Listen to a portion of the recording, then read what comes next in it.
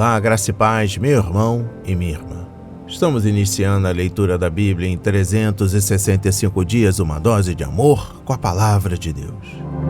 Hoje, no 145º dia, eu trago para leitura e comentários bíblicos os livros de 1 de Samuel, capítulo 10, dos versículos 17 a 27, e capítulo 12, livro de Salmos, capítulo 86, e o livro de Mateus, capítulo 22, dos versículos 1 a 22. A minha recomendação é que todos tenham em mãos bloco de anotação, caneta ou lápis. A Bíblia, tão importante quanto a sua leitura diariamente, nos traz refrigério para a alma, sabedoria, sobretudo nos aproxima de Deus, fortalecendo assim a nossa fé e esperança. Abençoado e abençoada. Todos nós temos a necessidade de estarmos em comunhão com Deus diariamente. Comunhão esta através da leitura da Bíblia, dedicar tempo aos nossos devocionais, orar junto conosco. Estamos vivendo dias em que cada um tem a sua verdade, ainda que nem saiba que está vivendo uma mentira. Cada um quer viver a sua verdade, melhor, vender a sua verdade. A Bíblia está cheia de promessa, mas ela será concretizada se você acreditar na Palavra de Deus. Precisamos acreditar na Palavra de Deus. É muito fácil crer quando as coisas estão cooperando, quando as promessas estão vindo. Alimente a sua fé quando tudo vier contra. A sua palavra tem muito mais força do que as coisas contrárias que estão vindo contra você. Estamos vivendo um tempo em que devemos abrir os olhos. Satanás não está aqui para roubar o seu carro, a sua casa, seu apartamento, seu lar, relógio, sua roupa. Ele vem para roubar a semente, esta que está sendo semeada agora para a sua vida, a sua fé e os propósitos que Deus tem para você.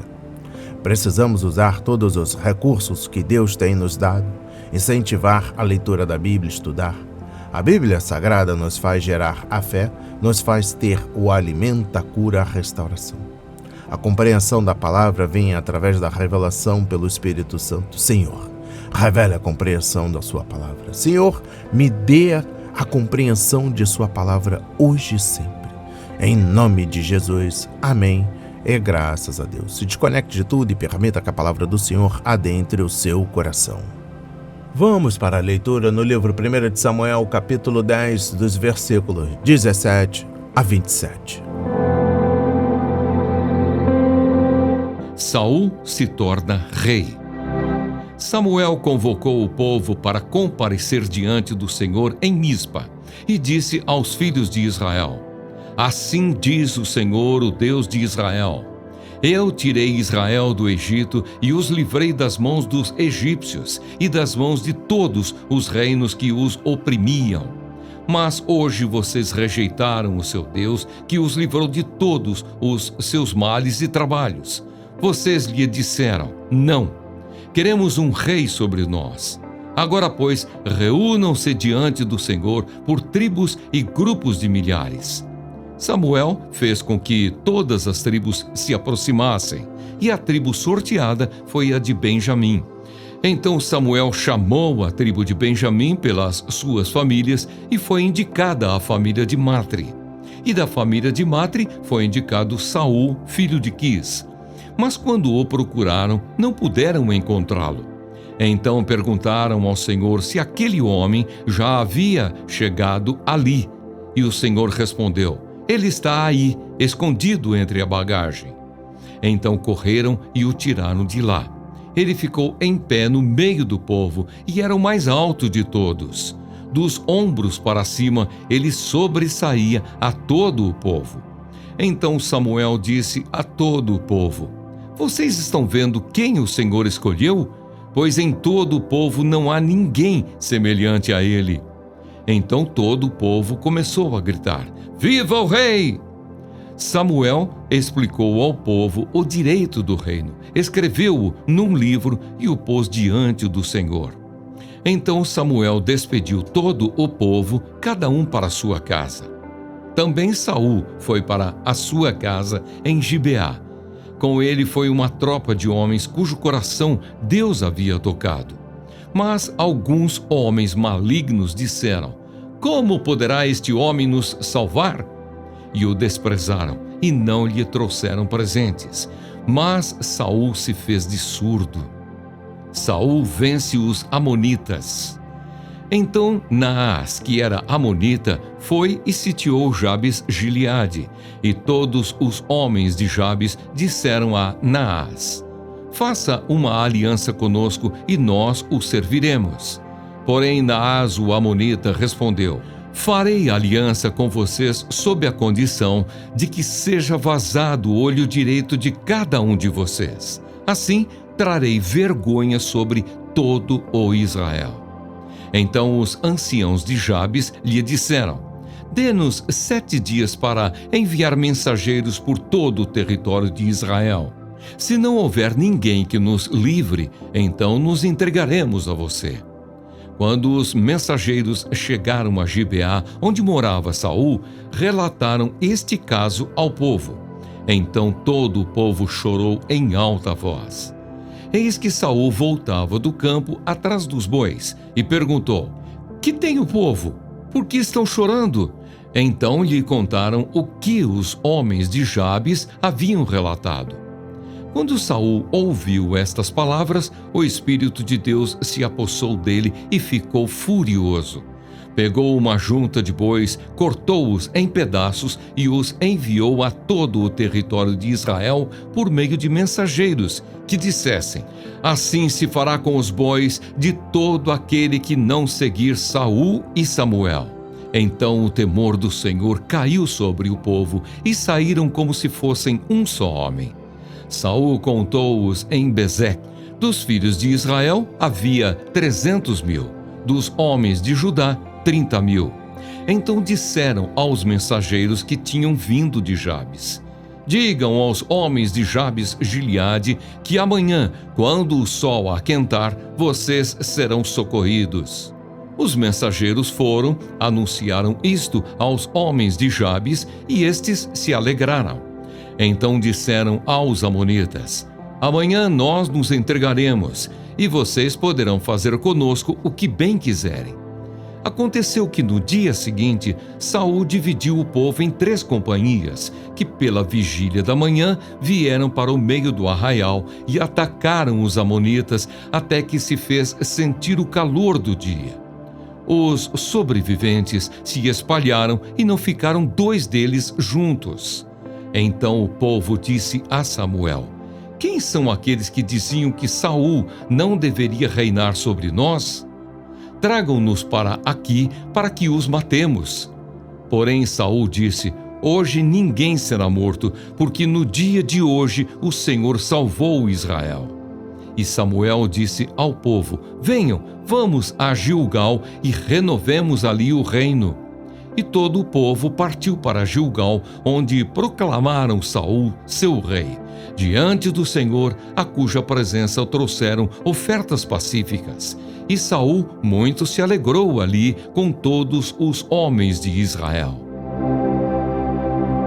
Amém. Compreendendo o livro 1 de Samuel, capítulo 10, dos versículos 17 a 27. Exposição bíblica dos versículos 17 a 19. Samuel pediu outra convocação em Mispa, com o objetivo de apresentar um novo rei ao povo. Fiel ao seu chamado profético, Samuel primeiro fez um sermão, fazendo Israel se lembrar de sua libertação do Egito pela graça e o poder do Senhor. O homem de Deus também lembrou o povo de sua obrigação sob a aliança de obedecer a Deus. E eu finalizo a compreensão do 1 de Samuel, capítulo 10, dos versículos 17 a 27. Eu trago o versículo 25. Samuel uniu a realeza com a aliança divina. Seu primeiro discurso sobre o rei havia sido negativo, conforme capítulo 8, versículos 10 a 18.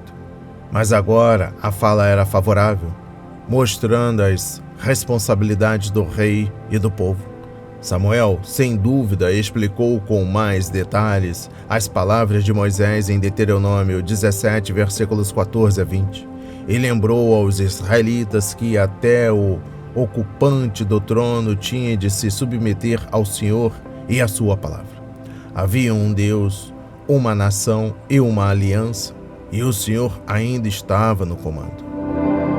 Compreendendo o livro 1 de Samuel, capítulo 11, trago a exposição bíblica dos versículos 1 a 3.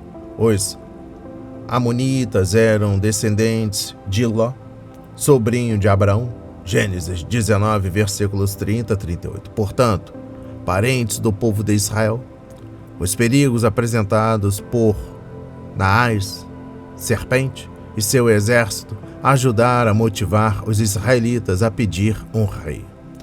Compreendendo o versículo 3, é interessante que ninguém de Jabes, Gileade, tivesse respondido à convocação às armas quando a nação teve de punir a iniquidade de Gibeá na terra de Benjamim, conforme Juízes 21, versículos 8 a 9.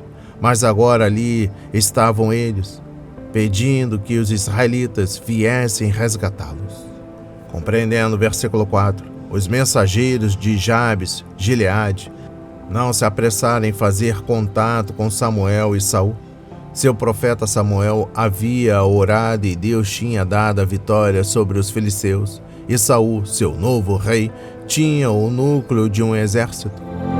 Ao que parece, os israelitas precisavam de tempo para se acostumar com a nova forma de governo. Compreendendo o versículo 8, Saul teve êxito porque foi capacitado pelo Espírito de Deus, que usou os talentos naturais do rei e lhe deu a sabedoria e a força de que precisava. Estar à frente de um exército de 330 mil homens inexperientes não seria nada fácil, mas Deus deu a vitória. A vontade do Senhor nunca nos leva aonde sua graça não pode nos manter e usar. Compreendendo o versículo 13, quando Saul foi escolhido como rei, foi-lhe dada a autoridade de Deus e da nação, mas ao conquistar esta grande vitória, ele ganhou prestígio diante do povo. Um líder eficaz precisa das duas coisas. As dificuldades começaram mais tarde, quando o orgulho de Saul inflou sua autoridade e começou a destruir seu caráter e seu prestígio. Neste momento, contudo, ele não usou a vitória como meio de eliminar seus inimigos, mas sim para dar glórias ao Senhor. Líderes sábios usam sua autoridade para honrar Deus e edificar seu povo. Compreendendo o versículo 14, Samuel ungiu a Saul em particular, capítulo 10, versículo 1, e em seguida apresentou ao povo. Capítulo 10, dos versículos 17 a 27. Aqui o líder espiritual conduziu a nação em um ato de dedicação ao Senhor. Foi um momento de avivamento e regozijo nacional. E eu encerro a compreensão do livro 1 de Samuel, capítulo 11, com o versículo 15. Os sacrifícios de comunhão faziam parte de uma cerimônia de aliança na qual o povo oferecia um sacrifício a Deus e, em seguida, fazia uma refeição com algumas das partes dos animais que haviam consagrado a Deus. Todos podiam ver que o rei e a nação participavam de um relacionamento renovado de aliança com o Senhor e eram responsáveis por obedecer a Deus. Vamos para a leitura no livro de Salmos, capítulo 86. Súplica e confiança. Oração de Davi. Inclina, Senhor, os teus ouvidos e responde-me, pois estou aflito e necessitado. Preserva a minha alma, pois eu sou piedoso. Ó Deus meu, salva o teu servo, que em ti confia. Compadece-te de mim, ó Senhor, pois a ti clamo todo dia. Alegra a alma do teu servo, porque a ti, Senhor, elevo a minha alma.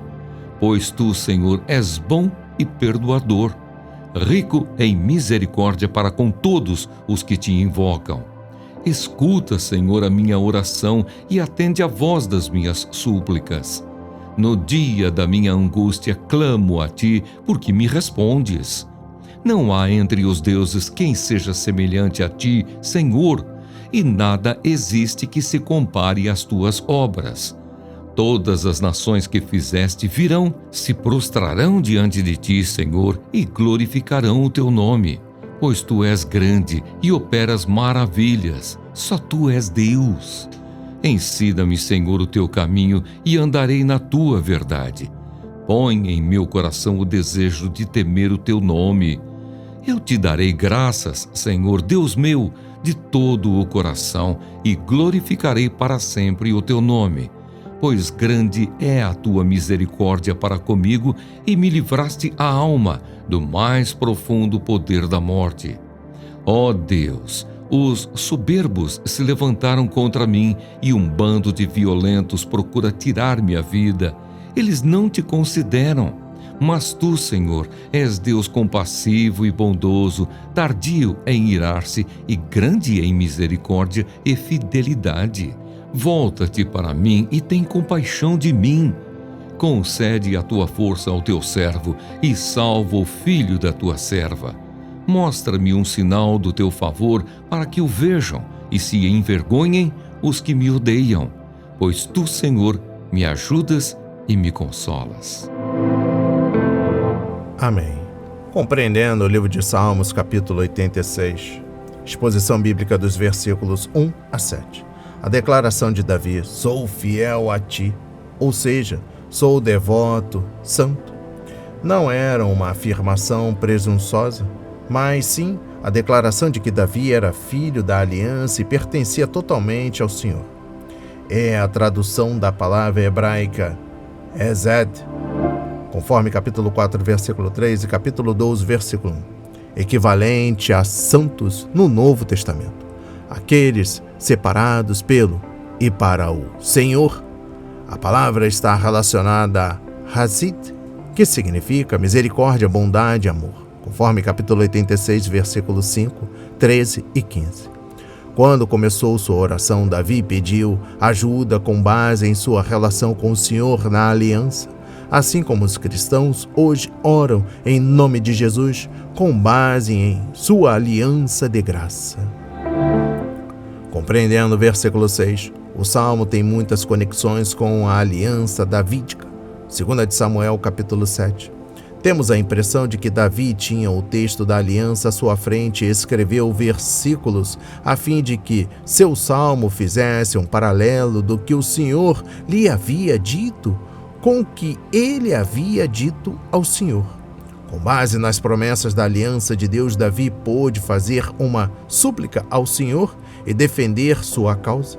Nos versículos 1 a 7, a palavra pois normalmente indica uma das razões convincentes de Davi pelas quais o Senhor deveria ajudá-lo.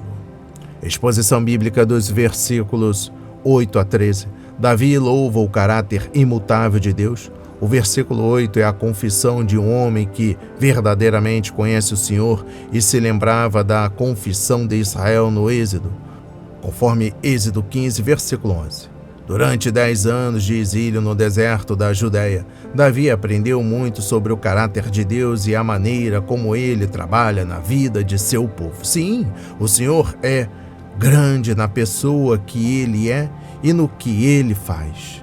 E os falsos deuses de todas as nações não são nada.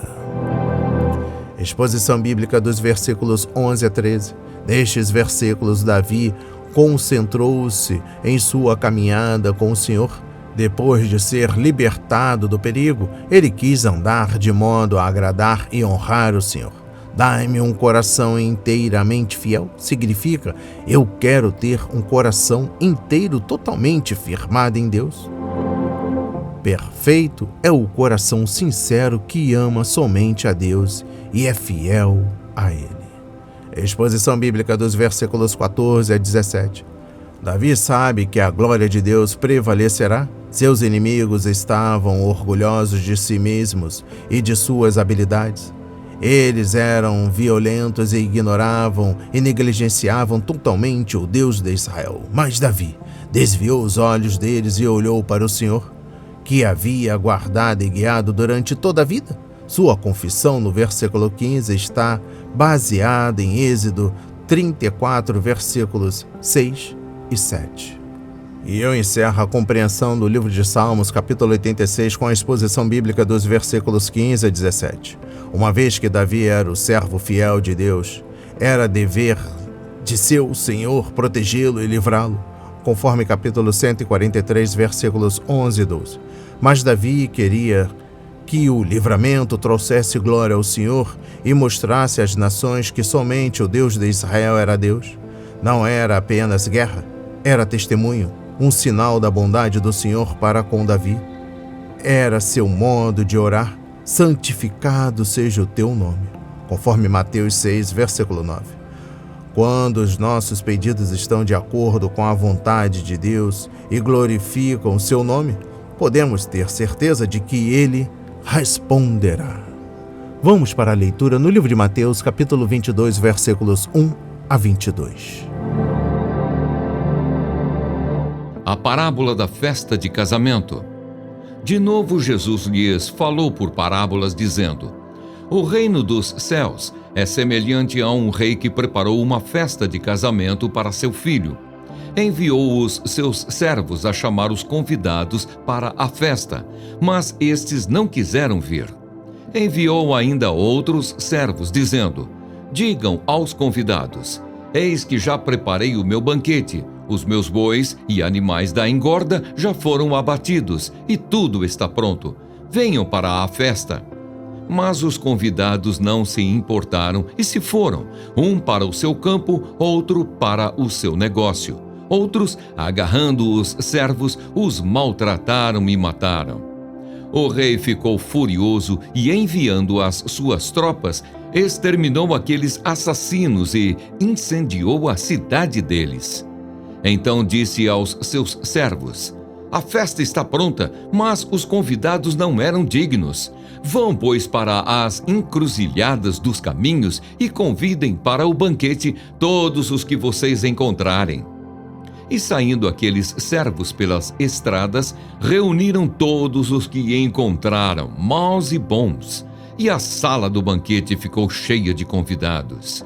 Mas quando o rei entrou para ver os que estavam à mesa, notou ali um homem que não trazia veste nupcial e perguntou-lhe: Amigo, como você entrou aqui sem veste nupcial? E ele emudeceu. Então o rei ordenou aos serventes: Amarrem os pés e as mãos dele e atirem-no para fora, nas trevas. Ali haverá choro e ranger de dentes, porque muitos são chamados, mas poucos são escolhidos. A questão do imposto. Então os fariseus se retiraram e consultaram entre si como surpreenderiam Jesus em alguma palavra. E enviaram-lhe discípulos, juntamente com os herodianos, para lhe dizer: Mestre, sabemos que o Senhor é verdadeiro e que ensina o caminho de Deus de acordo com a verdade, sem se importar com a opinião dos outros, porque não olha para a aparência das pessoas. Assim sendo, diga-nos o que o Senhor acha. É lícito pagar imposto a César ou não? Mas Jesus, percebendo a maldade deles, respondeu: Hipócritas, por que vocês estão me pondo à prova? Mostrem-me a moeda do imposto. Trouxeram-lhe um denário, e Jesus lhes perguntou: De quem é esta figura e esta inscrição? Eles responderam: De César. Então Jesus lhes disse: Deem, pois, a César o que é de César e a Deus o que é de Deus. Ouvindo isto, se admiraram e, deixando-o, foram embora. Amém. Compreendendo o livro de Mateus, capítulo 22, dos versículos 1 a 22. Exposição bíblica dos versículos 1 a 14. Esta parábola não deve ser confundida com a parábola do grande banquete, conforme Lucas 14, versículos 16 a 24. Embora elas tenham elementos em comum, novamente vemos o pai e o filho está vivo e tem uma noiva. A sugestão é que o Senhor Jesus e sua igreja são descritos, conforme Efésios 5, versículos 22 a 33. O período descrito nesta parábola provavelmente é aquele depois de sua ressurreição e ascensão e da vinda do Espírito Santo. O Espírito veio sobre a igreja no Pentecostes e os apóstolos realizaram grandes sinais e maravilhas. conforme Atos 2, versículo 43 e Hebreus 2, versículos 1 a 4. Os governantes rejeitaram o testemunho do Espírito, e isso trouxe o juízo final. Eles rejeitaram o Pai, o Filho e o Espírito, e não restaram outras oportunidades. O Espírito de Deus está testemunhando a pessoa e a obra de Jesus Cristo por meio da palavra. O Espírito convence o mundo do pecado, conforme João 16, versículo 7 a 11. Os incrédulos podem resistir ao Espírito, conforme Atos 7, versículo 51, mas ninguém sabe em que momento decisivo, se houver, o Espírito deixa de lidar com um pecador perdido. Exposição bíblica dos versículos 11 a 14. Estes versículos parecem um apêndice à parábola, mas são de vital importância. A veste nupcial seria dada pelo anfitrião para que todos estivessem devidamente trajados e os pobres não tivessem a sensação de chamar atenção. A salvação é pessoal e individual. Devemos aceitar o que Deus nos dá, a justiça de Cristo, e não tentar fazê-la com as próprias mãos. Uma vez que estas parábolas faziam referência clara à nação, esta ênfase pessoal, no fim, era mais importante. Exposição bíblica dos versículos 15 a 22. Os fariseus e os herodianos eram hostis uns aos outros, mas seu inimigo comum os uniu. Os fariseus opunham-se aos impostos romanos por diversas razões. Primeiro, eles não queriam se submeter a um poder gentio. Segundo, César era reverenciado como um deus. E, terceiro, eles sabiam dar uso melhor ao dinheiro do que dá-lo a Roma, uma vez que os herodianos eram o grupo que apoiava Herodes. Eles defendiam os impostos. Afinal, a autoridade de Herodes lhe havia sido dada por César, e ele teria tido dificuldade para permanecer no poder sem o apoio de Roma. E eu encerro a compreensão da Bíblia e também do livro de Mateus, capítulo 22, dos versículos 1 a 22, trago o versículo 18. Jesus imediatamente percebeu o esquema deles. O Filho de Deus sabia que o verdadeiro objetivo deles não era obter resposta para uma pergunta, mas tentar prendê-lo. Eles estavam apenas cumprindo o papel e isso os tornava hipócritas. Com base nisso, Jesus poderia ter se recusado a responder ao seu questionamento, mas sabia que as pessoas à sua volta não entenderiam. Aqui estava uma oportunidade para ele silenciar seus inimigos e, ao mesmo tempo, ensinar ao povo uma importante verdade espiritual. As palavras de hoje foram semeadas para as nossas vidas, para a honra e a glória do Senhor. Receba este alimento diário, não hesite, compartilhe. Deus está interessado na minha e na sua dor.